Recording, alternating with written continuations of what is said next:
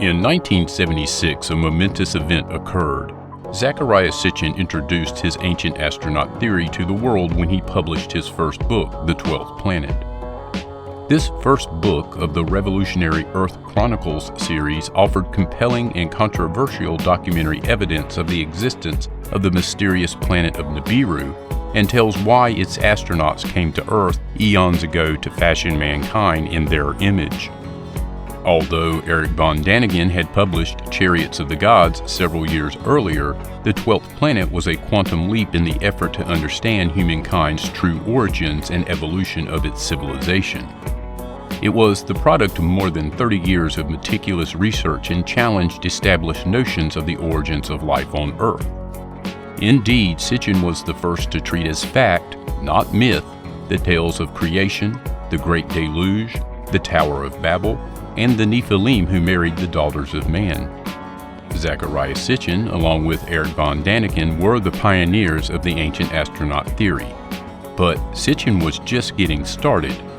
He would go on to publish a total of 14 books before his passing in 2010, and 2 more were published after his death based on research he had completed. The impact that Mr. Sitchin has had on this subject is immeasurable.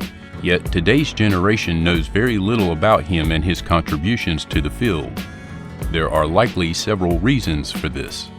First, his material was extremely complex and difficult to comprehend for the casual reader that lacked a robust understanding of history. Second, a large portion of his work was published before the World Wide Web became publicly available in the 1990s. And sadly, he passed away before the explosion in social media platforms that began about 15 years ago. And as time goes on, each subsequent generation seems to increasingly shun reading actual books.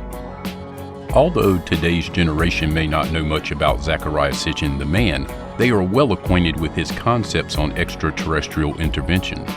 However, the dissemination of his theories in the digital world has been a double-edged sword.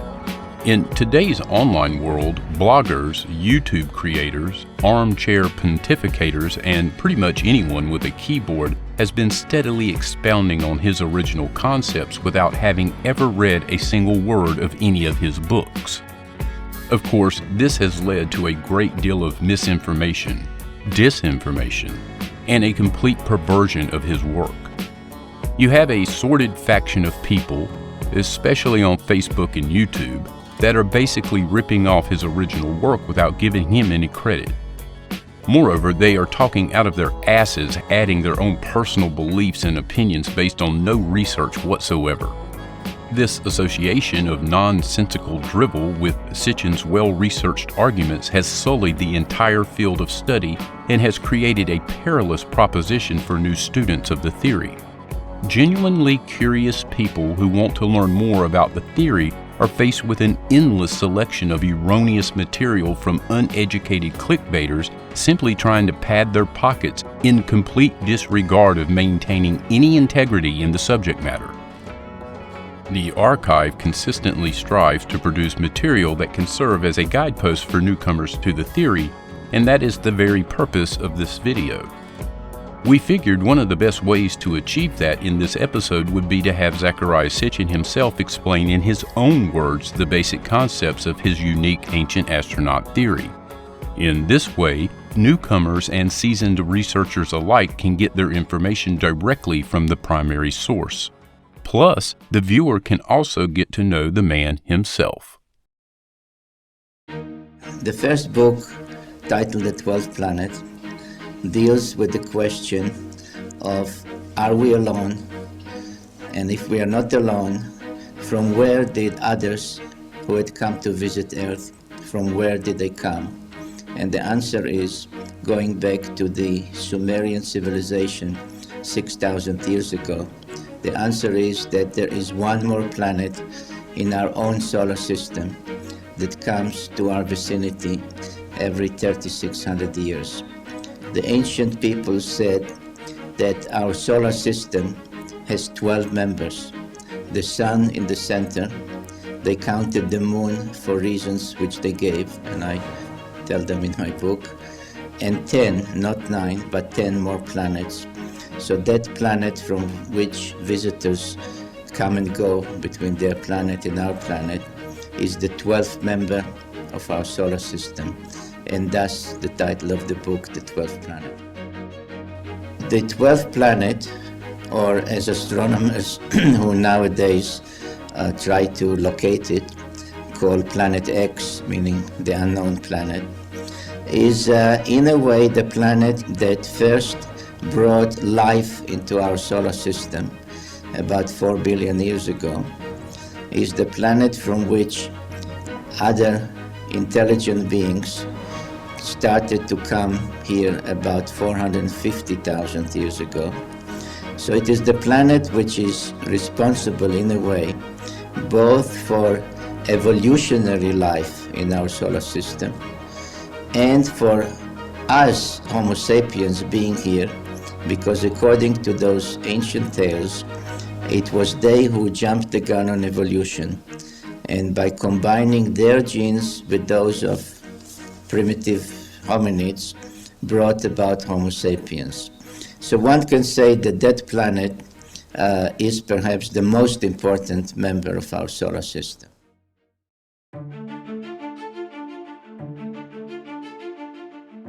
The information provided by those ancient Sumerian texts written on clay tablets, which form the source for the first chapters of the biblical book of Genesis, inform us that not only are we not alone in our own solar system, but that we, by and large, are also the same star people that one could call those visitors to Earth star people. It tells us that we are really part of a cosmic family, that our planet and our solar system, on the one hand, are members of the universe, and we, as human beings, are members of civilizations that started somewhere else, and that we ourselves might continue somewhere else.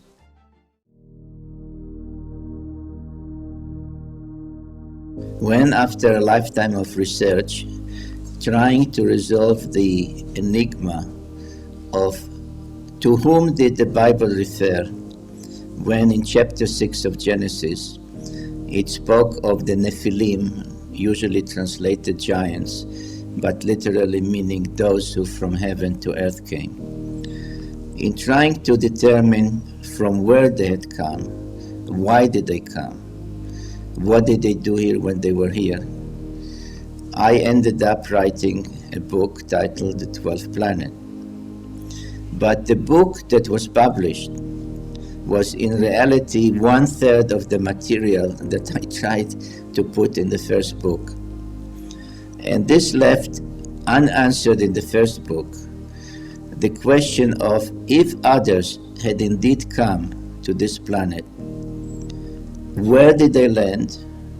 Did they have a spaceport here? And what did ancient people know about those space comings and goings? And thus, the result was the second book titled The Stairway to Heaven, which brought together not only the Sumerian information from almost 6,000 years ago, but also brought in the Egyptian information, because the pharaohs, seeking an afterlife after death, went on a simulated journey to the spaceport in order to join the so-called gods, the gods of the Egyptians, on their planet of millions of years. So the Stairway to Heaven deals with the search for immortality and with the evidence that, in fact, what was done by those who deemed themselves worthy of such an afterlife, what did they do, both from Sumer on the one hand and in Egypt on the other hand? What did they do in order to attain this afterlife? And the answer was they tried to reach the stairway to heaven. And the places to which, on the one hand, Sumerian kings and on the other hand, Egyptian pharaohs tried to reach still exist by and large, the place which the Sumerian kings tried to reach, which was a vast platform from which rocket ships could rise and descend to, was in the mountains of Lebanon, where the vast platform still exists. Where the Egyptian pharaohs wanted spaceport in the Sinai Peninsula, that place regrettably does not exist anymore because it was totally destroyed with nuclear weapons at the time of Abraham, which is the biblical story of the upheavaling of Sodom and Gomorrah, was totally destroyed with nuclear weapons in a war between conflicting or rival clans of those who had come to Earth. So one place exists, another does not exist, but the landmarks connected with the spaceport in the Sinai, namely the two artificial mountains that we call the Giza pyramids, and the Sphinx, which gazed precisely towards the spaceport, those landmarks are still there.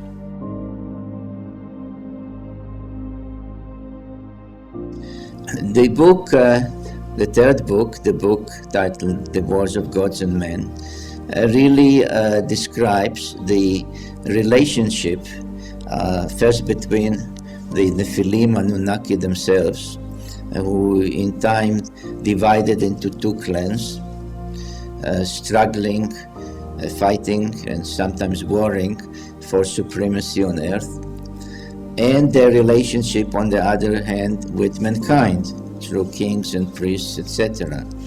And the book, The Wars of Gods and Men, answers the question, why are there wars on Earth? Were we humans born with this instinct to fight each other, or were we taught to make war? And the answer is yes, we became warriors because we were enlisted in the wars between the different clans of the Nephilim, or Anunnaki as the Sumerians called them.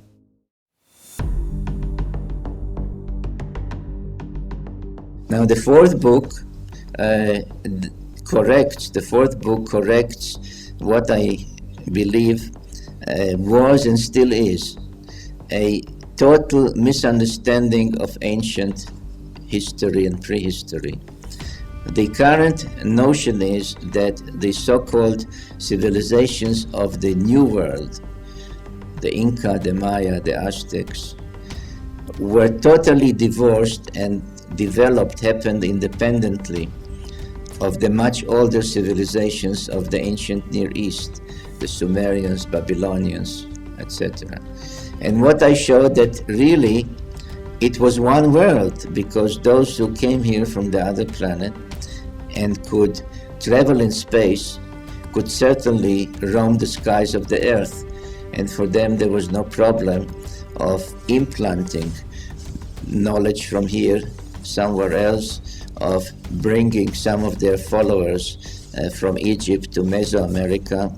Indeed, the only way one can explain the appearance of almost 5,000 years ago of the first so-called culture in central Mesoamerica, that of the Olmecs, who were undoubtedly people from Africa, and who everyone says we don't really know how they came here, only if you accept the ancient texts that say that it was the Egyptian god Thoth, renamed Quetzalcoatl in Mesoamerica, who brought his followers over.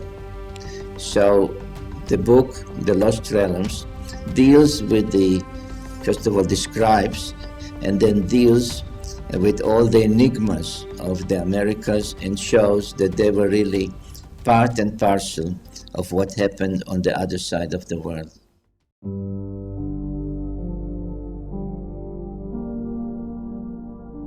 At the beginning, when those who from heaven to earth came, and they came for their own selfish reasons, they looked for gold, not for jewelry or for coins, gold coins.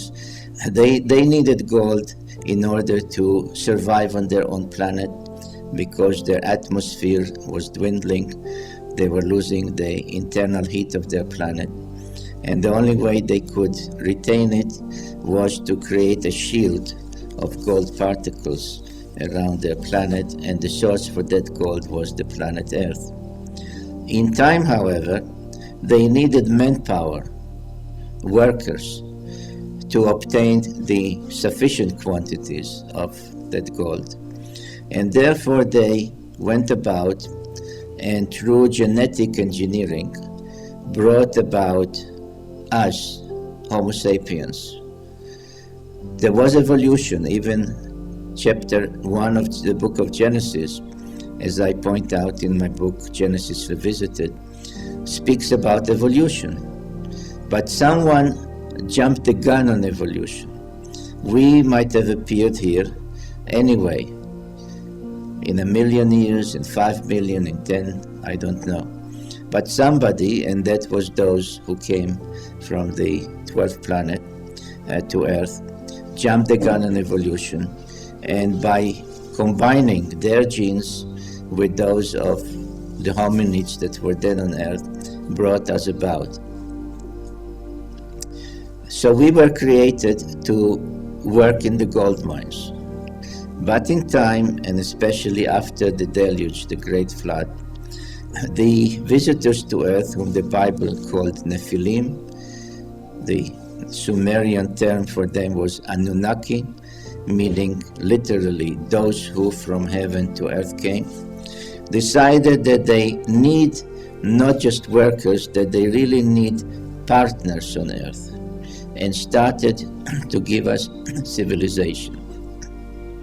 It was then that the institutions that are still with us, the institution of kingship, the institution of a priesthood, the organization of beliefs and knowledge that we call religious knowledge, all of those essentials of even our life today were given to mankind at that time. There were also certain individuals that were deemed worthy of being given this knowledge, of being appointed kings, of being selected as priests.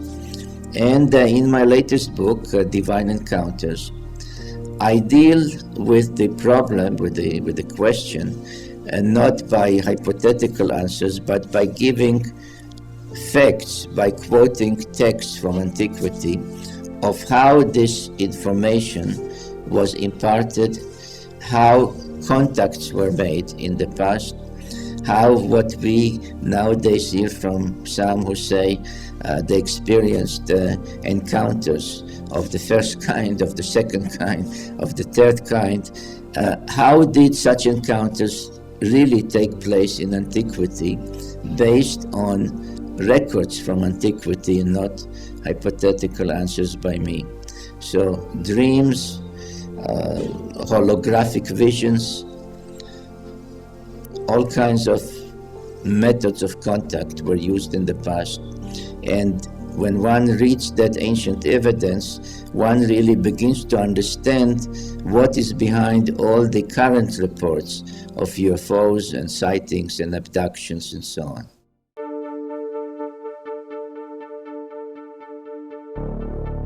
This information comes to us first from the Sumerians about 6,000 years ago, then enhanced or updated by information from the Babylonians, the Assyrians, the Egyptians. So whichever way you look at it, including the biblical information, it goes back thousands of years. Why over the ages this knowledge, not only knowledge of astronomy, knowledge of biology, knowledge of there being other planets beyond Saturn and Jupiter, why this knowledge was lost, I don't know. I really don't know the answer. The fact is that while we would learn in school that until the time of Copernicus, it was believed that the Earth is in the center of our solar system. The fact is that the Sumerians stated and depicted pictorially a solar system in which the sun is in the center. Why this information was lost, abandoned, I don't know. All I can say is that I think I'm happy, and I'm sure my readers are happy, that I have rediscovered that knowledge. Indeed, my book, Genesis Revisited, has a subtitle, and that is Modern Science Catching Up with Ancient Knowledge? And the answer is yes. We are only catching up with knowledge that was known before.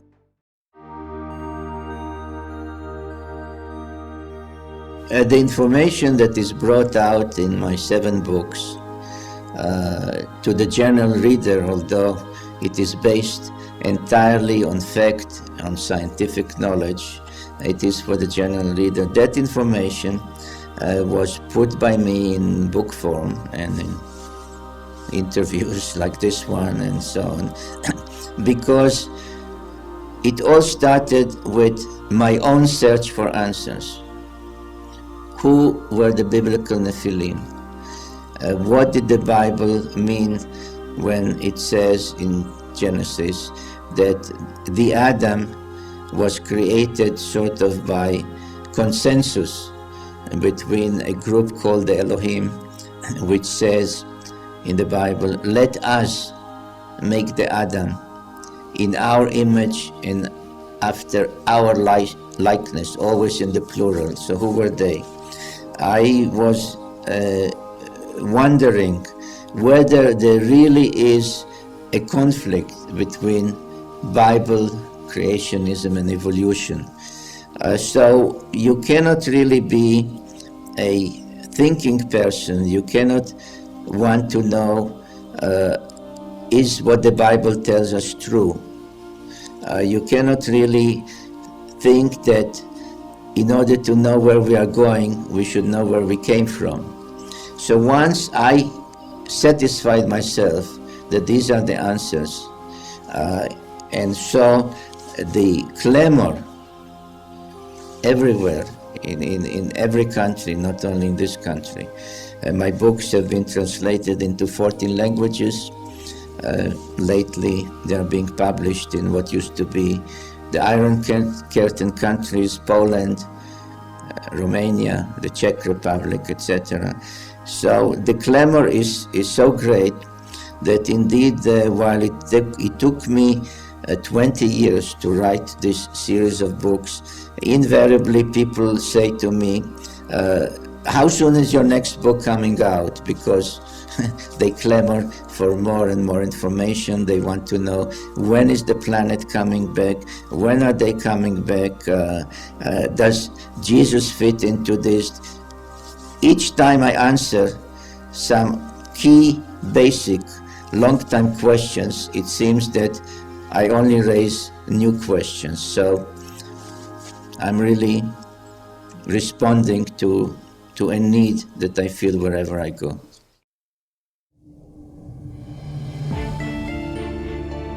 I think that the information that comes to us from the past is information that should be used first in the form that I wrote it, but secondly, and no less importantly, to be used from like a stepping stone to say, okay, if Sitchin is right, if there is another planet, if we have been visited, if that is how we were created, what does it mean for our social organization, our religions, our scientific knowledge? In other words, I would like to see more of what is already happening, that my books are being used as textbooks by others who teach and research in their own fields, and sort of I brought it to here and they take it from there into their specialties. And that is, I think, would be the ultimate benefit of my writings.